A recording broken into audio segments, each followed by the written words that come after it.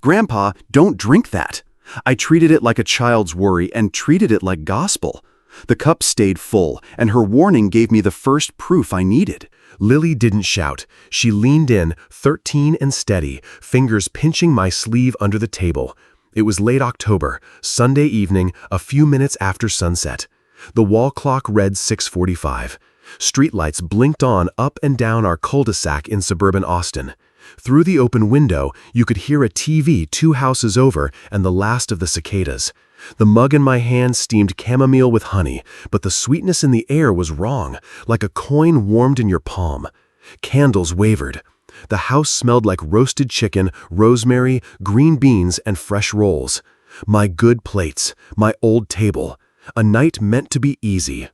I'm Henry, Lily's grandfather. To my left sat Lily, the only one brave enough to name danger. Across from us, Marlene Cross, Vivian's mother, gentle-eyed, first to compliment the food, the kind of guest who brings basil and stays to do dishes. At the head, my son Michael, polite and distracted, carving the bird like he was late for something. Near the pass-through, my daughter-in-law, Vivian, polished, crisp smile, hands too comfortable arranging what I should eat and when. "Tea, Henry?" Vivian set the mug by my plate like a gift. "Chamomile settles the stomach." "Kind of you," I said. I brought it close, felt its heat on my lip, and drew back at once. The scent slid metallic for a blink. I set it down like it was simply too hot. Lily's grip tightened. Her eyes flicked from Vivian to me, back again. "To Marlene," I said, raising my water glass instead, "for bringing the basil that makes this spread sing." I stood to pass the rolls. With my free hand, I moved the mug an inch, then 2. Small motions, host's habits. When I set the basket down near Marlene, the mug rested by her plate. Conversation never broke. Michael cleared his throat. "Dad, this is great, like Sundays used to be." He kept his phone face down, but touched it twice. Vivian smiled at the room. "You always like it a little sweeter, Henry," she said. "I added honey." "Thank you," I said. The clock ticked. The sky outside shifted from violet to ink. Lily sat close enough that her shoulder brushed mine. She tried for a bite of beans, her fork rattled. Only I noticed. Marlene, sweet as ever, patted Lily's wrist.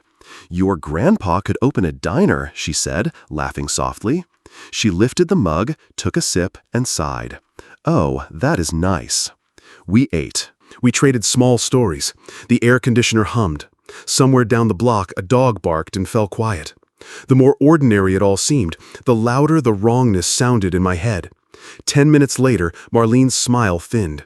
She blinked at her plate, then at the candle. "I feel lightheaded," she said, as if choosing the gentlest word. "Water?" Vivian was quick, almost eager. Michael half rose, then sat. I reached for Marlene's elbow. Her breathing went shallow. Her napkin slid from her lap. "You're okay," I told her, "because people need a voice to follow when the room tilts." Her fork rang against china, bright, thin, final, and she folded toward the side of her chair. My chair scraped back. I eased her to the floor. "Michael," I said, "steady, call." He stared for a beat, then fumbled his phone. Lily was faster. She had 911 on speaker before he unlocked his screen. "What's your address?" the operator asked, calm as a metronome. Lily read it off. Her hand found my forearm and anchored there. I could see our porch light glow on the glass, see our jack-o'-lantern unlit by the door. A normal Austin Sunday, pressed thin. "What did she eat or drink?" the voice asked next. Silence pressed the room. Vivian's eyes flashed to the mug and away. Michael looked anywhere but the table. I looked at the cup that smelled like flowers and a coin and felt Lily's warning settle into place. "Roast chicken," I said evenly. "Green beans, rolls." My gaze didn't leave the mug. "And chamomile tea. If you want to know where this night leads, stay close and don't forget to comment below." St. David's ER hummed under fluorescent light. The air carried antiseptic and winter cold. Marlene lay behind a curtain, a cuff squeezing her arm, a monitor sketching calm green hills. Hard plastic chairs lined the wall like a warning to get comfortable. The clock above triage said 8:48, late October. Outside, rain threatened and changed its mind. A nurse took vitals, hands steady. "What did she eat or drink?" Pen ready. Roast chicken, green beans, rolls, I said. Chamomile tea, I added, careful.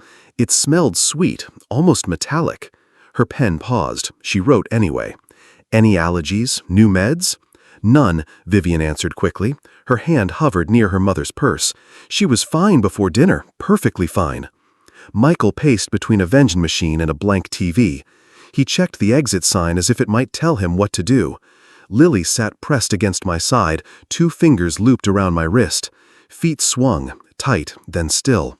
A doctor stepped in, mid-40s, alert eyes. I'm Dr. Rashid. We're running labs. Vitals are stable, but we'll observe. Could it be the food? Michael asked. Too early to say, the doctor replied. Dehydration, a reaction, contaminants. If you still have the tea and cup, don't wash them. Testing can help us rule things out. Of course, Vivian said. Her smile held like varnish. It was loose chamomile, honey, that's all. Did you drink any? He asked. I don't care for chamomile, she said. Too floral. Lily's hand tightened. She didn't look at her mother. She watched the curtain. Her breathing came shallow and fast, like a bird trying not to shake. I slipped my palm over her knuckles. Warmth passed both ways. Marlene stirred, asked for water. Vivian hurried in to soothe. Mom, you scared us, she said, tone soft as gauze.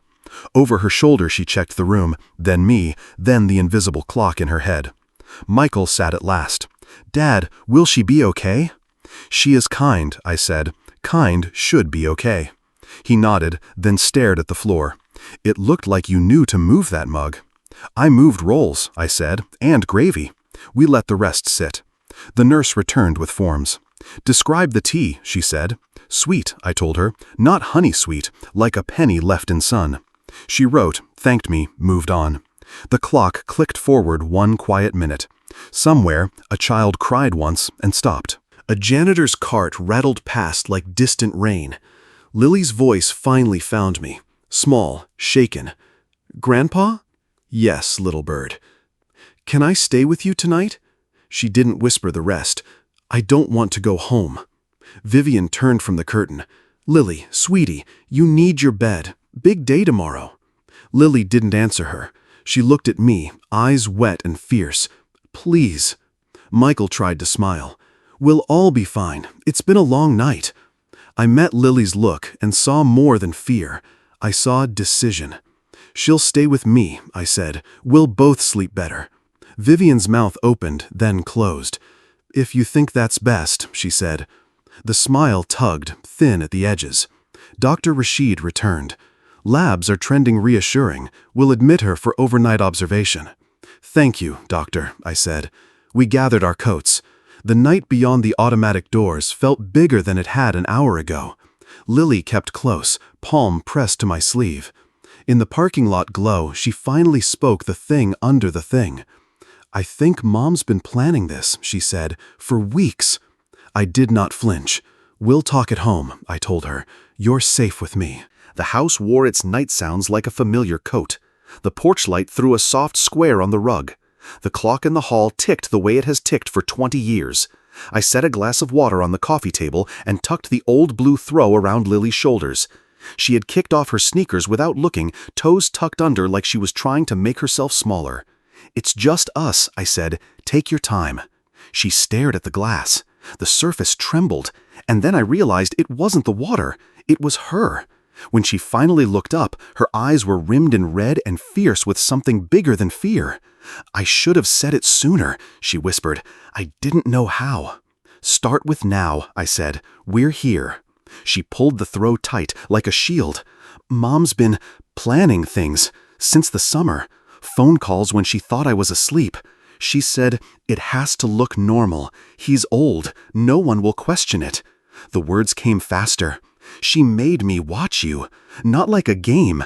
She'd ask if you got dizzy after you visited, if you took your pills, if you ever forgot names. She told me it was helping. My jaw ached. I had not realized I was clenching it. What else did she say? That you'd be happier if you didn't have to worry about the house, that we'd all be better off. She looked at me when she said, we. Lily swallowed. She searched things too, on her phone. I saw words I didn't understand at first, then I did. She closed the screen and told me snooping was rude. I kept my voice even. Did she ever tell you to give me anything? Lily's head shook hard. No, she wouldn't let me touch stuff you were going to eat. She said I mess things up. But the word broke. She put things in cups sometimes. I pretended I didn't see. I thought if I said something wrong, I don't know. She threatened you, I said, not a question. She said if I told lies, she'd send me away. Lily's eyes filled again. A program out of state, somewhere with uniforms. She said I ask too many questions, that I don't appreciate how hard she works. I wanted to stand, to pace, to do something with the heat running in my blood. Instead, I stayed very still and let my voice be the steady thing in the room. Look at me. She did. You are not going anywhere without my say. Not a program, not an hour. You are safe here tonight, tomorrow, as long as it takes. Her lip trembled. What if Dad... Your father and I will speak, I said, but hear me. I believe you. You told the truth when it was hard. That is courage. That's the kind of person I want beside me. A small breath shook out of her. She leaned against me the way she used to when she was 5, and thunderstorms found our street. I felt the damp in her hair and the weight of the choice she had made, the weight I would carry now. We have to be smart, I said after a while. No fights, no scenes. We don't tip our hand. I need you to sleep in the guest room. Lock the door. If anyone asks tomorrow, you wanted to keep Grandpa company. That's all you say. She nodded into my shoulder. Tomorrow, I went on, we tell someone whose job is to help, a lawyer. We make a plan. We write down everything you remember. We save what needs saving. We let people who know the rules handle the rules. Will they believe us? Her voice was a thread. They will. I rubbed her back in slow circles. And if they don't at first, we will keep talking until they do. We sat in the quiet until her breathing evened. I settled her in the guest room with the blue throw and the lamp on low. I waited in the hall until the room's sounds were only the small one's sleep makes. In the kitchen, the phone felt heavy and clean in my hand. I scrolled to a name I have trusted for years. Peter Nyand answered on the second ring, his voice rough with sleep but alert. Peter, I said, it's Henry. I need you at my house in the morning. We have a problem, and we're going to solve it. Morning slipped into my kitchen in a pale stripe. Lily was still asleep on the couch, the blue throw tucked to her chin, one hand on the dog-eared book she'd pretended to read. At 8:17, the doorbell chimed. Peter Nguyen came in with a legal pad and a face that said he'd left his own worries on the porch. I read your message twice, he said, setting the pad on the table. We move quietly, no confrontations. You let me worry about the rules. I need Lily safe, I said, and I need this to stop. It will, he said. He flipped the pad. First, your estate. We'll place the house and accounts into a trust for Lily's benefit. A trustee, someone you choose, manages it until she's grown. Second, guardianship papers. If anything happens, you name the person who takes her. Third, documentation. You describe, you date, you do not accuse. If there's evidence to preserve, do it lawfully. I'll coordinate with the proper people when the time is right. Do we tell Michael? I asked. Not yet, Peter said. You act like yourself. If you need to act frailer, fine, but no heroics. The point is not to win an argument. It's to be believed. He had me sign what could be signed today. We agreed he'd return tomorrow with drafts and instructions. When he left, the house felt firmer under my feet. At 9, I crossed the street to Ethel Brooks. She'd lived in her little yellow ranch long enough to know every car on our block by sound. She opened the door before I knocked twice. Richard Coleman, she said, eyes narrowing with concern. You look like a man who needs coffee and a neighbor. I need your eyes, I said. I told her just enough, that Lily was with me, that something at dinner was wrong, that I might need someone to call if she saw something that didn't sit right. Ethel's mouth went thin.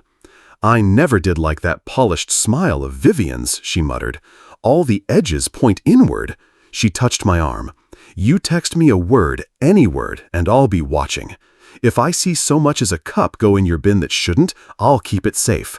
And if anyone leaves your house and you don't look yourself, I call 911 first and ask questions later. "Thank you," I said.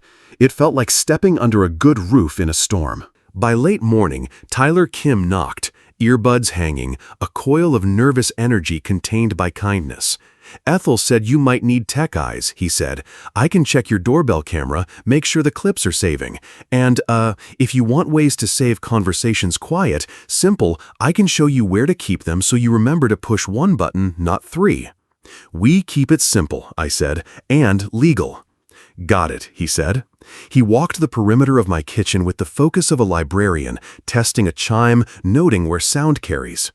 When he left, the doorbell camera blinked a steady blue, and a small recorder sat in my purse beside the mints, ready for my clumsy hands.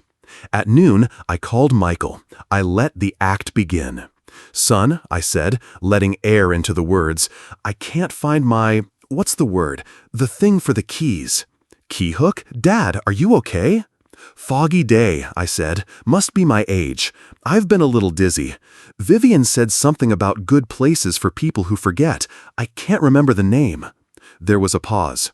"Assisted living," he said softly. "That's the one." "I'll come by," he said. "Vivian's making soup." Vivian arrived at 3, carrying a container and a calendar. "We're worried," she said, arranging both on the counter. "You sounded confused on the phone. You shouldn't be alone." "I hate to be a burden," I murmured. "You could never be," she said, and the smile she wore had no warmth. "Why don't you come stay with us for a while, just until you're steady? We'll handle meals, appointments, everything." I glanced toward the living room where Lily's book lay. I thought of Peter's legal pad, Ethel's promise, Tyler's blue light. "That might be wise," I said. "Tomorrow?" "Tomorrow," she echoed, relief slipping through the polish. "Pack a small bag. We'll pick you up in the morning." Vivian pulled to the curb at 9:30, bright morning pouring over a spotless driveway. Their two-story looked like a model home, sharp angles, pale stone, a door that opened before she reached for it. "Welcome, Henry," she said, voice warm and practiced. "We set you up on the first floor so you won't worry about stairs." The guest room waited at the end of a short hall, neat as a hotel. One small window. A chair angled away from the doorway. A bed you could see only if you stepped inside. Lily's room, I knew, was upstairs near theirs. Far. Michael carried my small bag and pretended it was heavy. "Text me if you need anything," he said, then added, "I'll be in my office," as if I had a meeting to schedule. Vivian toured me like a docent. "Bathroom here. Call button on your phone favorites. I labeled your vitamins so there's no confusion."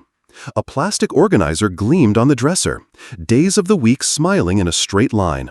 Meals at set times will help with, steadiness. "I appreciate the care," I said. I let a little fog into the words, the kind that makes people speak for you.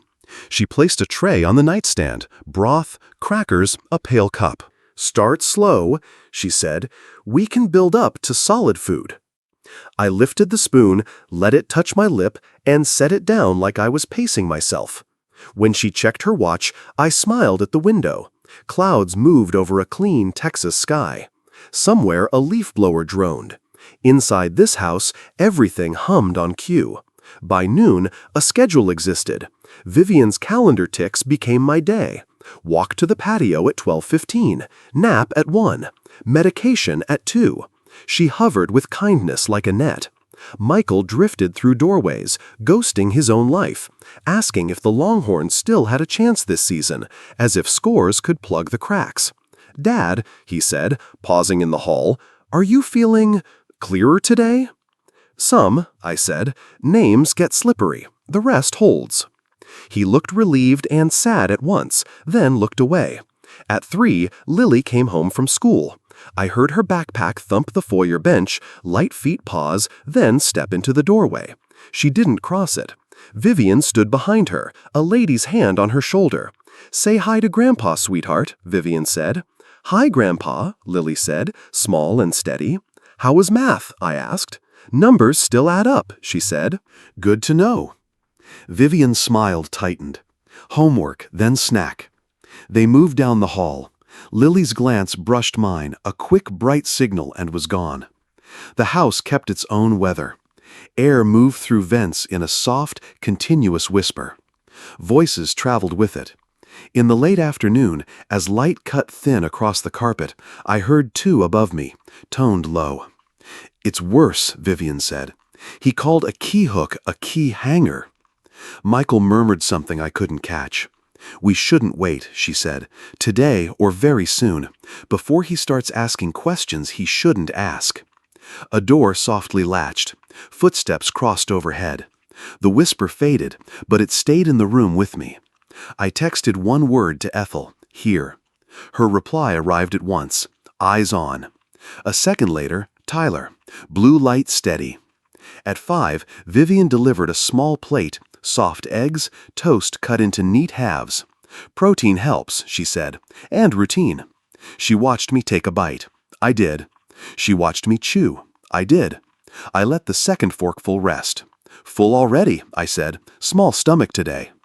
"Your appetite will come back," she said. "We'll keep you strong." She smoothed the bedspread that didn't need smoothing. Evening slowed. The television upstairs leaked canned laughter through the vents. I used the quiet to breathe and remember who I was in this story. Not a patient, not a burden. A grandfather waiting for his moment. At 6, the hallway dimmed. Someone paused outside my door. The tray arrived before the knock. A mug, a saucer, a napkin folded into a little sail. The steam rose straight, fragrant, almost friendly flowers with a sweetness that didn't belong. A wristwatch flashed in the corner of my eye. The steps retreated. I sat very still and listened to the house breathe. The tea waited on the nightstand like a question with only one honest answer. She came at dusk, when the house turns gentle. A soft knock, then the door eased open.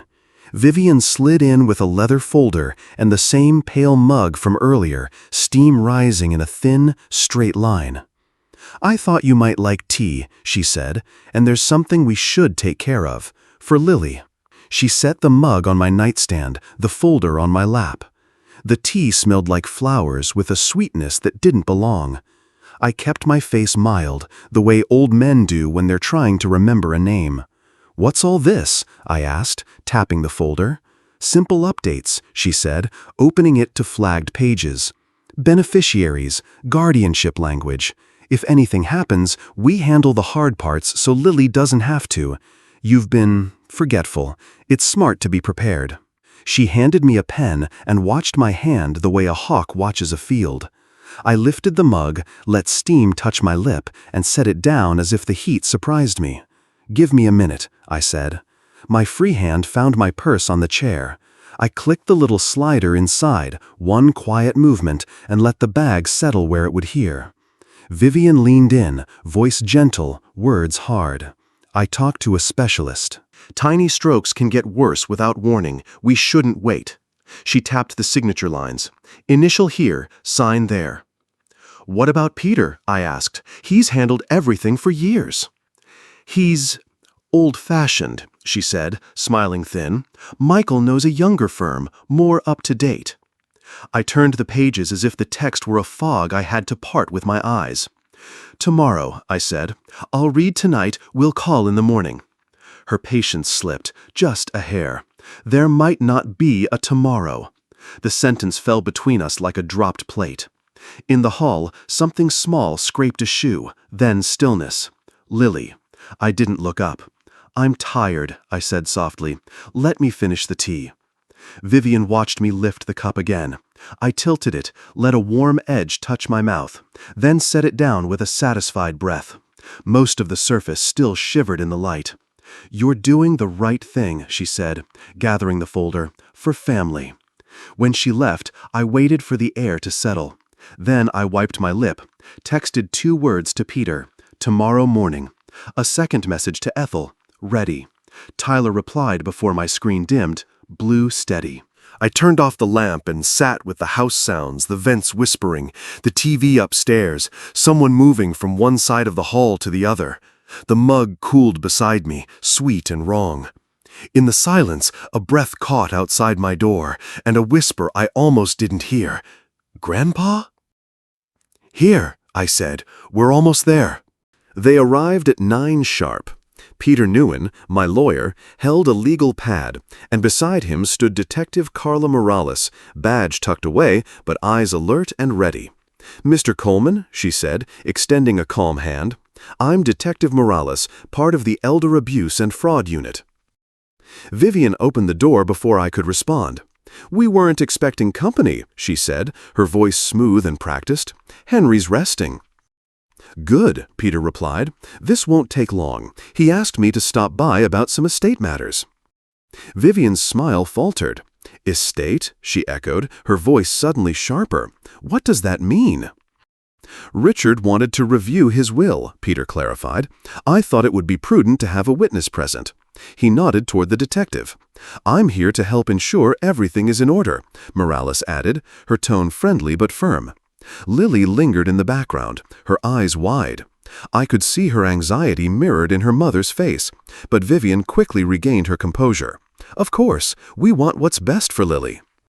"Let's get started," Peter said, flipping his pad open. "Henry, why don't you describe your current situation for us?" Vivian's smile tightened, and I could sense the tension in her shoulders. "He's been forgetful," she interjected. "It's natural at his age." "Forgetful enough to sign complex documents without counsel?" Morales asked, her eyebrow arched.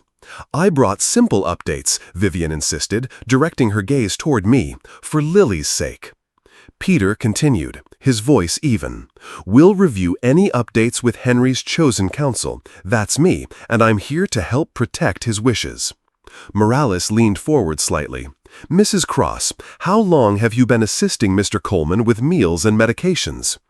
"I help where I can," she said, but her eyes darted. "He's been having episodes. It's natural at his age." "Did you drink any of the tea you prepared?" the detective asked. "I don't care for chamomile," Vivian replied, her tone defensive. The atmosphere thickened. "If you still have the tea and cup at home, don't wash them," Morales said. "Testing can help us rule out any contaminants." "Of course," Vivian said, but the words felt strained. I felt the urge to speak, to break the tension. "I'd like to play something," I said, reaching for my phone. I set it on the table, ready to share the recording from last night. Vivian's eyes flared. "What recording?" I pressed play. Her voice filled the room. "We shouldn't wait. Initial here, sign there." The sound of pages turning. "There might not be a tomorrow." Silence fell. Michael's head jerked toward her. "Viv," he said, his voice trembling. Detective Morales didn't flinch. "Mrs. Cross, you understand how that sounds when paired with pressure to sign a will?" "I was talking about health," she shot back, but the panic crept in. "She was fine until last night." Peter leaned in. "Richard has capacity. He sought counsel. He documented your conversation prudently." The tension in the room swelled as evidence loomed over Vivian. Ethel entered, carrying a brown paper bag. "I didn't like how it smelled," she said, handing it to Morales, "from his kitchen trash the other night." The detective accepted it, her expression turning serious. "Thank you, ma'am." Vivian's face paled, then hardened. "This is ridiculous," she sneered. "You think you can ruin our family over tea and paranoia?" "Miss Cross," Morales said, stepping forward, "you're under arrest for attempted murder and exploitation of an elderly person." The room tightened around us as I watched the reality sink in. The cuffs clicked around Vivian's wrists, and she turned to me, eyes blazing. "You think you've won?" I held her gaze, steady. "You've shown me who you really are." 6 months later, the house sounds different. Quieter, but not empty. Lily's backpack drops at 3:40. Pencils scatter, and someone laughs, the kind that doesn't check the door first. She does homework at the coffee table, while I stir soup that tastes like Sundays without pretending. The court did what courts do, slow then sudden. Vivian took a deal. Michael accepted responsibility for what he knew and when. Guardianship is signed. The trust is funded. The papers live in a drawer Lily can point to without fear. At night, she sleeps through. No footsteps in the hall, no listening for cups. We keep the porch light warm and the doorbell camera on, though I check it less. Ethel waves from across the street. Tyler fixed the chime so it doesn't sound like a hospital. Sometimes Lily bikes to the park and comes home flushed, 13 and exactly her age. I learned that family isn't who shares your name. It's who stands in front of danger and says no. Lily did that for me. I did it back. True love protects. It does not control. I learned to set boundaries, to pray, and to say no when needed. God warns that silence can aid harm. God brings peace when hands shake, and God leads hearts into mourning. In family betrayal, choose truth. When family betrayal breaks you, lean on community. And after family betrayal, rebuild with integrity. If this touched you, leave a soft comment in your city.